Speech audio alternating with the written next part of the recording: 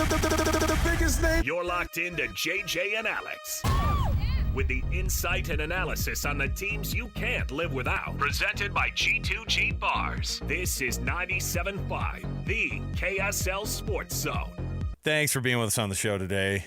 Alex, Kirry, Jeremiah Jensen. Our show brought to you by G2G Bars. All natural ingredients and no preservatives make the G2G Bar the perfect protein bar. You can get them at Costco, Holiday Oil, Maverick, Associated Foods, and many other retailers in the refrigerated section. So give it a shot today. Let's kick off the cut here. We'll jump right in because we've got Tim LaComb, the coach. Pre, half, and post, you can hear him right here on your radio dial on the home of the Utah Jazz with Jake Scott normally, and he just does a phenomenal job. And we've got some fun stuff today because we had some breaking news last hour about BYU extending Kevin Young. So let's get right in here. We'll jump in with Tim LaComb. Let's do it. It's time for the biggest story of the day. This is what made the cut with JJ and Alex on 97.5, the KSL Sports Zone.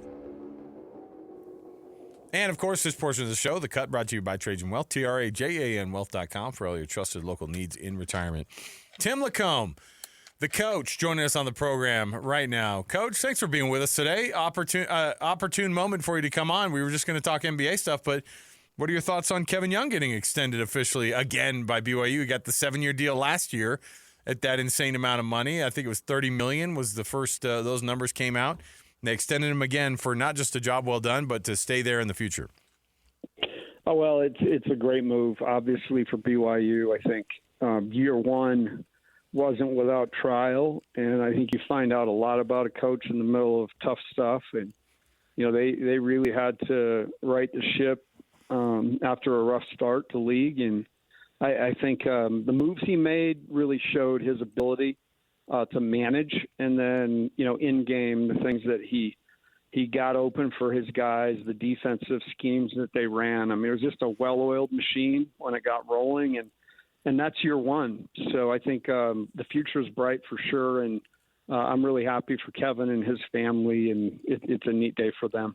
You understand what it takes to be a great coach at that level. What attributes does he have? You mentioned some things that he did this year to be able to adjust, but what are some of the attributes he has that allows him to be successful? I think you've got to, you've got to be able to respond well and quickly from tough stuff. I think everybody's looking to coach for strength. I think a lot of times, your lineup. I've said it a lot on the station, but I think one of the pivotal moves he made was a hard one. It was, I really felt like the tough part of their team was just the youth when Catchings was out there, both on the offensive side with shot selection, the defensive side with his effort, and then his attitude. I mean, it was glaring, to anybody that was watching the new ball that was not working. And it's really hard when you have a young, talented guy that you've gone and got. He's got some lineage and all that, but to do the hard thing a lot of the times is what separates great coaches. And I think Kevin proved that he trusts his gut and he's got a great feel for the game. But I think that was really what stood out to me. He's willing to make the hard decisions and live with the results. Coach, one of the things too, when you see these types of moves and teams go, well, we reward you for turning down big jobs too. And that was the first thing that Brian Santiago brought up in that in his first press conference was, we know Phoenix is calling. Like, he just straight up said it. Phoenix is changing their head coach. They will definitely be calling. And nowadays it's like this. Hey, you get talked to and somebody wants to pull you away. That's a kind of a gut check moment for those programs too that want to keep a guy long term.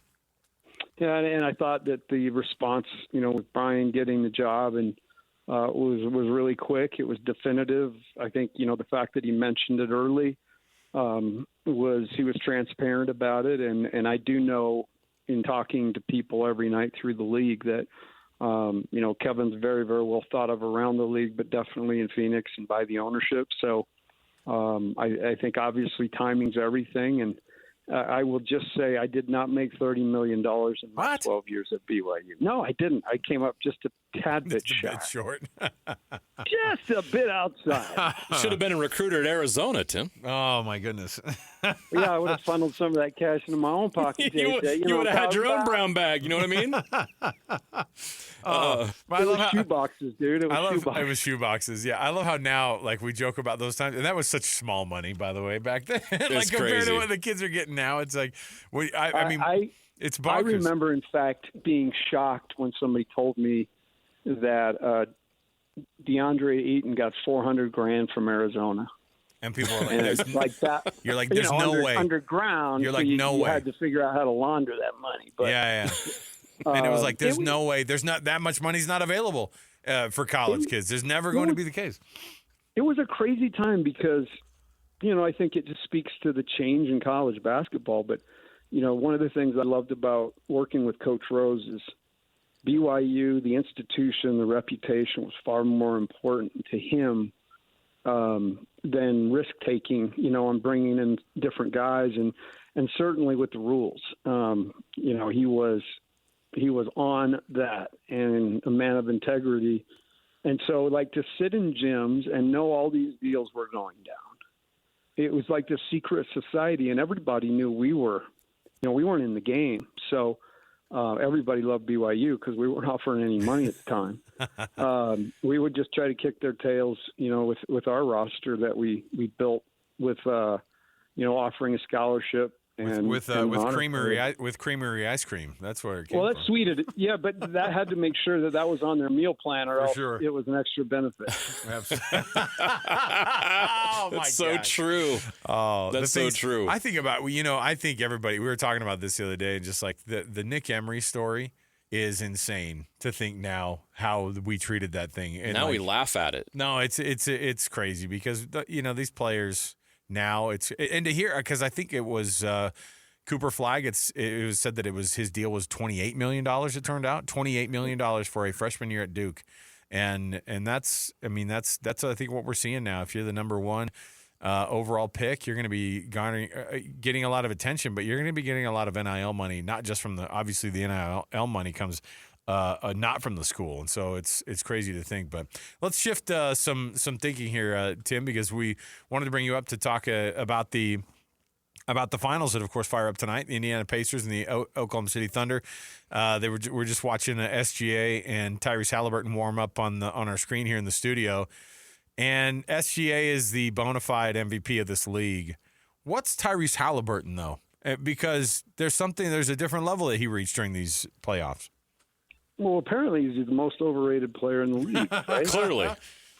No, I think what makes this matchup intriguing is these two teams are teams, and they've been the best two teams, the hottest two teams in the NBA since the start of the year. And Indiana got off to a rough start, and they figured it out, and then they just went on a tear. And what makes it different is, there's star power, right? Because you got the MVP in there. But he won the MVP a different way this year. I mean, I think he won the MVP because he was so great, but at the same time, he brought everybody with him. There's young guys on this team that really haven't even experienced much of the playoffs, and I think the way he's led his team, and I see the same thing in Kirry. So you've got good guys, great leadership on both sides, and then this new age. And I talked about it during the year. I saw it and sensed it, but the old super team things, at least for now, is in the rearview mirror. And the guys that you pick in the draft are important. The guys that you pick up for rotation minutes are important. The guys you bring in and what you spend on them, how you can find them, and how talented can they be. Building a team is very important now. And so I really like seeing the game evolve in that way. And I think both teams really hang their hat on the fact that they're really unselfish. So I'm excited from a basketball standpoint to watch these two quote unquote small market teams battle it out. I am too. I think this is going to be a great finals. I don't know if it's a Game 7 type deal with these teams, especially with the Thunder dominating right now. But I bring that up because I think everyone just assumes the Thunder are going to win this series, and they're going to be the heavy favorites. But you look on the other side, Tim, this Pacers team has been just as dominant, actually been more dominant in the playoffs in the East. They're 12-4 in the playoffs. They beat the Cavaliers 4-1. This has been a really impressive run by this Pacers team, and they seem to have every little thing you need to win a championship. Why are we not giving the Pacers more love and respect? Is it just because we're not very familiar with them, or what do you think? What do you think that is? I think partially that. I think last year's run in the playoffs was really impressive. So we got to look, but the fact that they got off to a rough start and they kind of, if it were a horse race, they kind of came from the middle of the pack and finished strong. If you won't know basketball and watch that team play, they're a joy to watch. And I think Rick Carlisle is a fantastic coach that gets it. He's an older guy that gets it. And, I've been fortunate enough to be around a couple guys that played with Rick Carlisle in Boston. And, I'm a nut. I'll sit and talk basketball. I remember guys that go way back, and it's intriguing to me what kind of people they are. And, I think it was Fred Roberts that told me that Rick Carlisle may have been one of the best dudes he met, his experience in the league. And I think that shines through. I think that's why there's a ton of trust. And so Indiana, don't take them for granted. I do think OKC wins the series, but I think it's going to be far closer than anybody thinks. I think tonight OKC may run away. I think just the momentum of being there, being in OKC, they've just throttled teams at home. But I would not be surprised to see Indy steal game 2. That's kind of the way I'm looking at it. Tim, you were, of course, down at BYU. I think Austin Ainge had probably just graduated, or maybe you caught a few months with Austin Ainge down there on that roster. I don't know what the timing was there, because you probably came in around 07, 08, and then and Austin had just kind of left from there. Or I don't know. Obviously, you know who Austin Ainge is. Obviously, you probably have had many conversations with him. This hire that the Jazz have just made, and to bring him in as the president of basketball ops after 17 years at Boston, that's a huge hire this week, and that's a massive move for the team. What does he bring to the table that they already didn't necessarily have, I guess, but also what is he going to add to that room of conversations that they're going to have between Danny Ainge, Austin Ainge, Justin Zanuck, and then Ryan Smith? Well, let me first talk about the history. So I was actually with Ray Giacoletti at Utah for 2 years, and we actually competed against the Right. Cougars with Austin Ainge. And we actually beat them in Denver. My last year at Utah, in Austin senior year, we beat them in the tournament in Denver. But I was always so impressed with his mind as a player. I think you can't grow up around a guy like Danny Ainge, who might be the biggest ball guy I've ever been around. I mean, it doesn't matter if you're at a wedding, a funeral. You can look around, and if you can catch Danny, you're going to talk ball. And so I think Austin just grew up, being in that environment, being really comfortable in it, but creating he really developed an amazing eye, I think. And, the fact that he left and went to coach with Roger Reed down in Cedar City. Roger has got such an analytical, he was so set oriented, and his teams were so precise. So I think that was an awesome first experience. And then going back and getting the chance to coach the G League team for 2 years, which is a major task, because you're trying to develop guys and you're trying to add value to their careers, trying to serve the organization, but you keep getting guys pulled from you. And so it's a great opportunity to kind of see how you're going to deal with a lot of change, because that's what the game is. And so he did that. And then I think when he went to Boston, we got to go out there twice while he was there, he and his dad, to training camp. And just, I guess the things that stand out, very bright, very astute, as I said, a great eye. But I think it's his, I think it's that whole package, plus the fact that guy will work anybody under the table. He's going to go the extra mile to see a guy. He's going to see him the second time. He's going to do all the intel.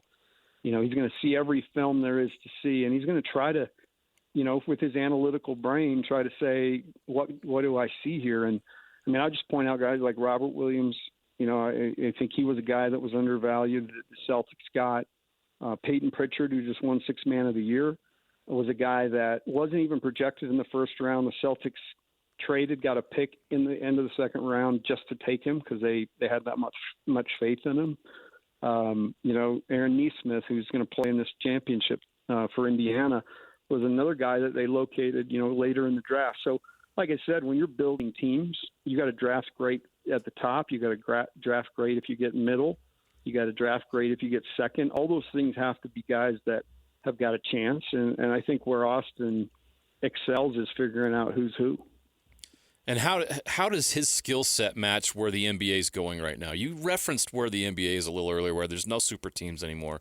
We see these rosters with the Thunder and the Pacers, how they were built. And Austin mentioned like one good decision after another.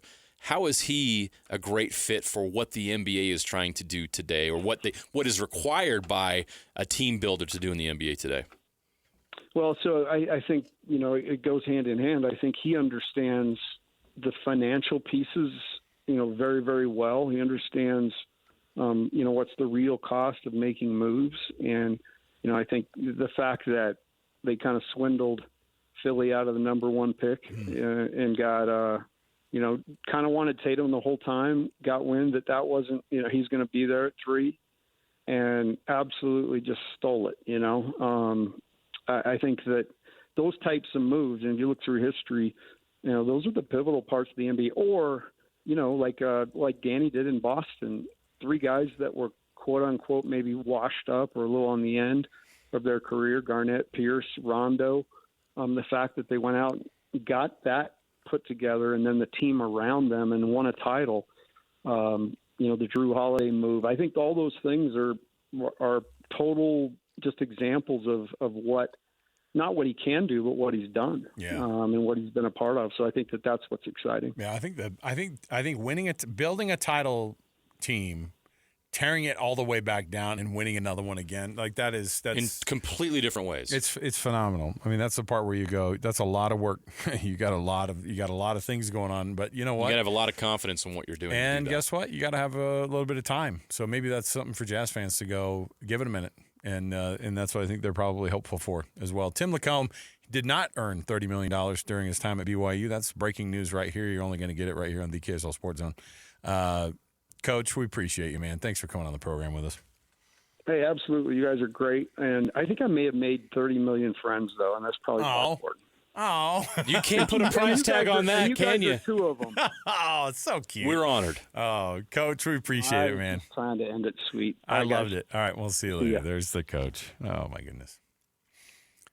Tells it straight. Tells it like it is. Interesting time to be a college basketball coach. I'm sure. Again, being as close as Coach was for all those years inside of Utah and inside of BYU, and then to watch how things have changed. He knows how the sausage is made. Yep, but that's what gave us some great insight on what was going on 10 years ago in the game. That's what makes it so wild. He's not that far removed. No, to the insanity that he's been. He had to deal with bagmen. You're recruiting against money that it's just crazy. What people they used love to do. BYU because they'd show up and they didn't have to deal with them trying to steal their guys. Yeah. All right. More to go around the corner. I think we're going to jump on the horn with our guy Mitch Harper, who of course covers all things BYU related. He has a story already up at KSLSports.com about Kevin Young adding those extra years to an already very lucrative contract and long contract for BYU basketball. We'll talk with Mitch next, right here at 97.5 the KSL Sports Zone. Your home for the best coverage of the Jazz, Utes, and Cougars is right here on The Zone. This is JJ and Alex, presented by G2G Bars on 97.5, the KSL Sports Zone. Well, throughout the rundown on a day like this, it's been a pretty fun one. I mean, it was fortuitous. We were having a conversation. Maybe it was because our brains knew what was going on. We're having a conversation about Kevin Young. We listened to a chunk of what he had said at the Big 12 business meetings. And as soon as we get into that segment, the breaking news drops. The first text messages from Shams, and then BYU's statement thereafter, not that far after, confirming that Indeed, Kevin Young has been extended as the basketball coach. Not a surprise now that we went back and listened to Mitch's conversation with Brian Santiago about locking up KY as the head coach. And Mitch Harper is, of course, our BYU insider for KSLSports.com. He is the best in the market. He knows, of course, what he's doing. He kept asking even the extra questions, Mitch. We went back and listened, and you were like, so wait, now hold on. Are you a little bit worried that Kevin Young won't be locked up? And it was like, we've got him. And then we're not going to let the Suns steal him. Knowing this deal, we went back and listened through that lens, and he was like, we're close. And so there was obviously a deal on the table that they had been already working. That means that the Suns had already probably reached out to see if there was some interest there. And so that obviously got the deal going. But Kevin Young being extended after just 1 year, after already getting a long contract, your thoughts on how that thing went down and what you think about it? It's a big deal for Brian Santiago and for BYU basketball because, they've got a head coach in Kevin Young who, he's got the resume that's good enough to be an NBA head coach or be in that conversation, and he continues to run BYU basketball. And, I think Kevin Young is very happy being at BYU, and there was a bit of an adjustment this year to practice schedule, college basketball officiating, talking with Kevin Young in April to wrap up the season. There's been a little bit of a adjustment to how to build rosters, even though on the surface it looks like it's just been smooth as can be. There's probably some frustration in terms of, in the NBA, all the financials, what everyone's going to make because it's slotted out in the NBA draft what the contracts are going to be. College basketball, it's all behind the scenes, and, it's a lot of hearsay. Oh, this guy's getting this guy's getting that, maybe using, programs for leverage to get more. So it can be, a bit different and challenging for college basketball for a guy that's also just been so well-versed in the pro scene. But, BYU is a great fit for Kevin Young, and it was the one place on the college scene that he really identified as a place that he wanted to be at. And after year one, he goes to the Sweet 16. BYU's got to be thrilled. And honestly, it's that type of, success he had in year one, that's just kind of standard operating procedure to give someone a contract extension after doing something that far exceeds everyone's expectations and also – something that the program hasn't done very often. So regardless of the Suns' interest or not, BYU needed to give him another extension. But, with that Suns' interest there, it made it even bigger priority for Brian Santiago. Yeah, I was going to say, employers don't just hand out free cash or make contracts with guys if they don't have some kind of motivation. Do you think that Phoenix came after him? What do you know about that? And did that create some of that urgency? And what does it say about BYU that they were able to handle it the way they have and handle it quickly?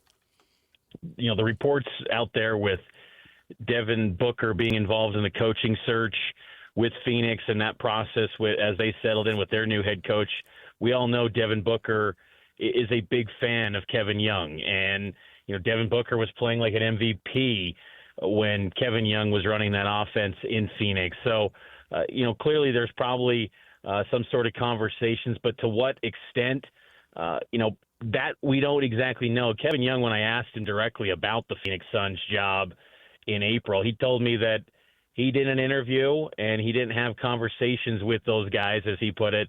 But he did note that, to me in late April, that coaching search will probably go on later.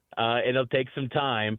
But, he stayed pretty consistent that he wasn't going to entertain that job. And, BYU's a place that, clearly his wife has made it clear that, they maybe wanted a little bit of a change from the NBA lifestyle, and being at BYU, provides that. And it's definitely a family environment.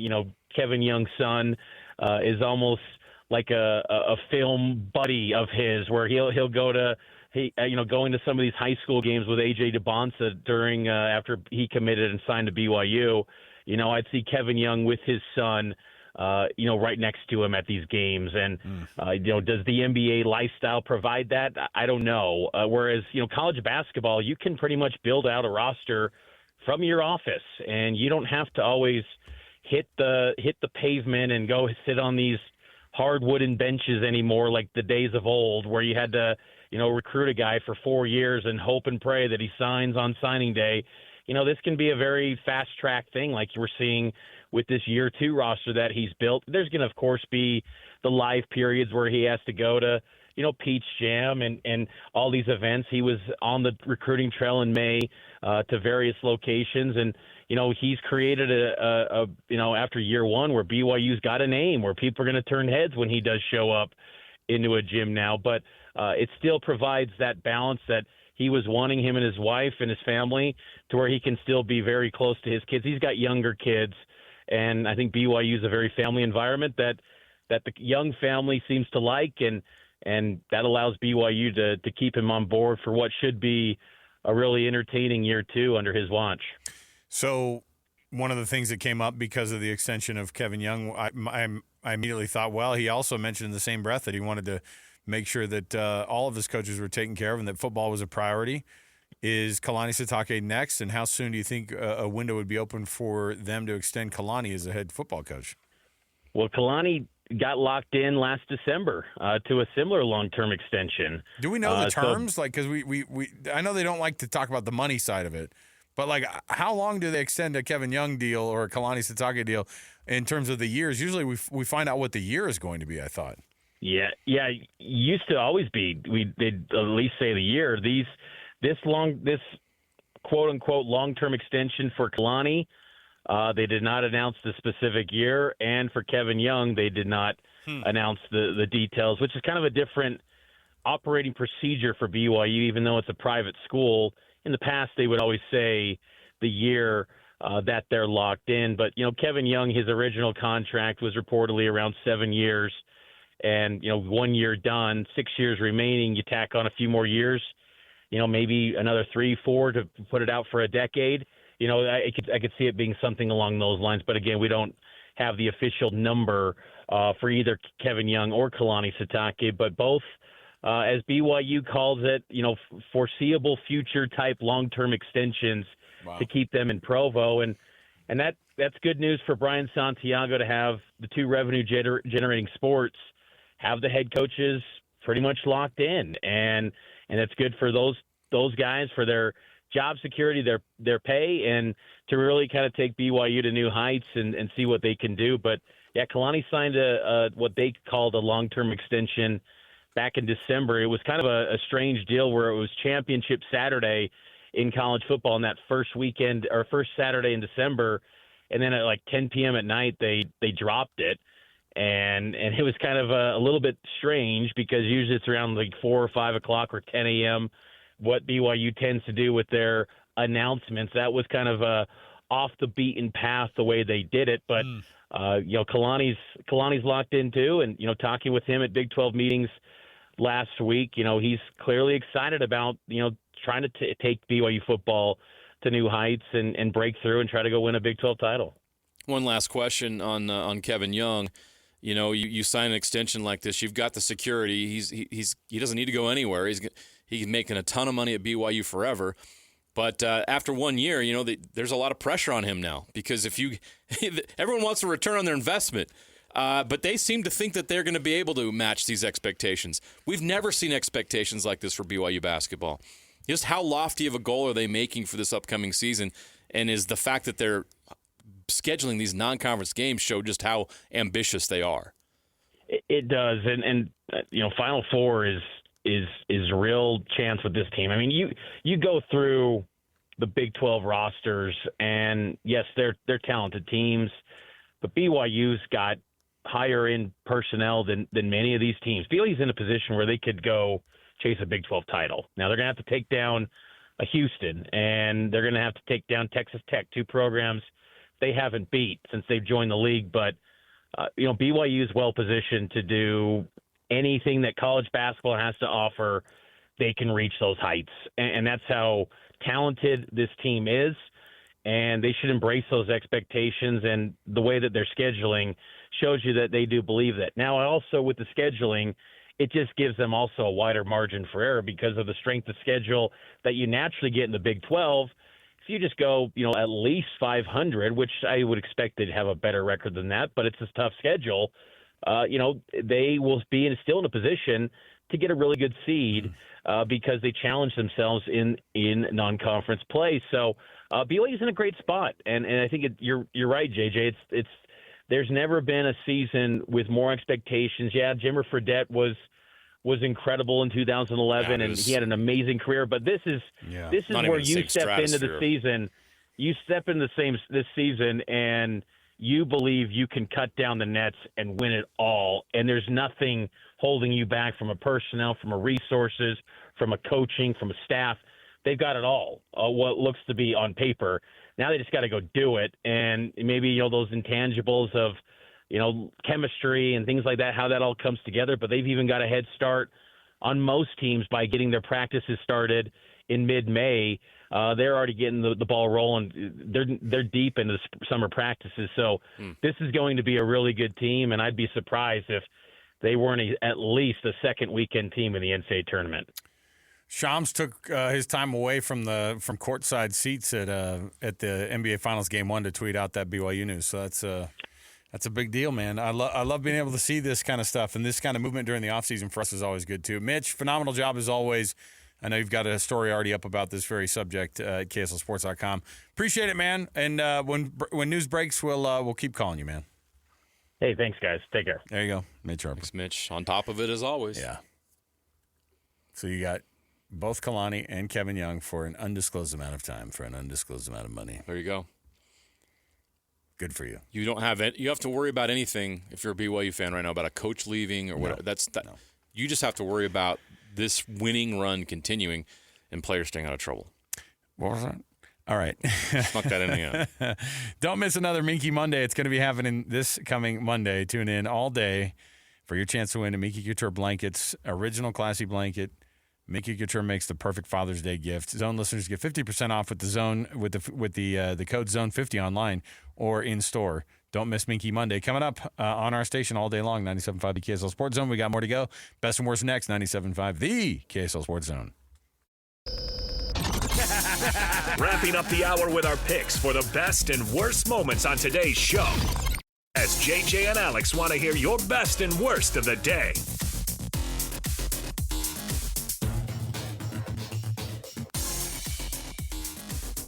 Oh, yeah, the NBA Finals are firing up tonight. All this breaking news we had during the show, my goodness. Didn't even get to chat about it that much, although Tim LaComb broke it down here for us. I do hope that it's going to be a better game or a better series than the folks in Vegas think. What was Tim's thought? He said, yeah, I think you'll get a better series out of this thing. But you might see Oklahoma City tonight. They're going to be pretty comfortable. Light the building on fire. Yeah. I'm curious. People always complain, I'm so sick and tired of the same old thing. I want something different. Well, now you got something different. Thunder, Pacers, in an NBA Finals. Are you going to watch?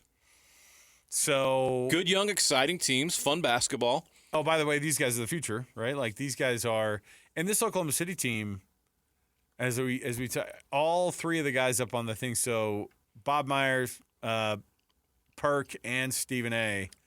All with. Why can't Thunder ESPN build a high quality? They're going to. They're bringing them over next year. No, they're not. They're gonna blow that. They're gonna ruin it.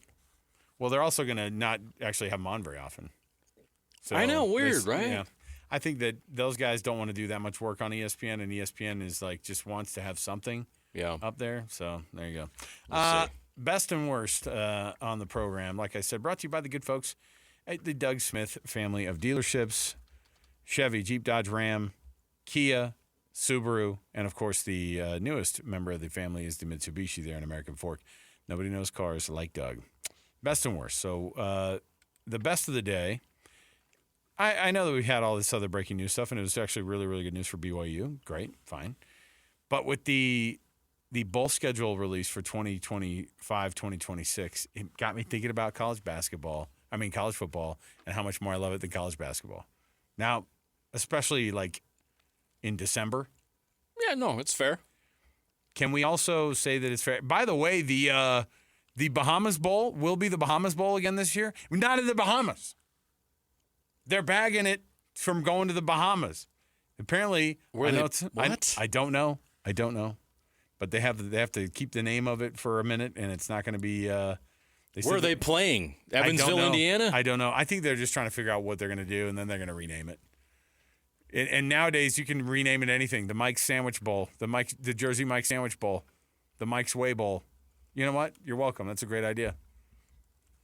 I thank myself for it. But the full bowl schedule's out, and if you're wondering when the Duke's Mayo Bowl is going to be, no. If you're wondering about the college football schedule on top of it, so there are now 43 bowls this season. So Why? There you go. Why? Because we want to put 86. That means 86. We want to put 86 teams in this teams would be going bowling. Yeah. Why? Because you don't know anything else what to do with yourself, JJ, than just to watch those dang games during Christmas. Alex knows. He's just like, I'm a sucker for it. Sorry. Well, we all are. That's why they exist. I know. That's why 86 dadgum teams going to bowls out of the 130. Hey, Take another break here. We'll come back. Stay right here with us. Dialed in 97.5 the KSL Sports Zone.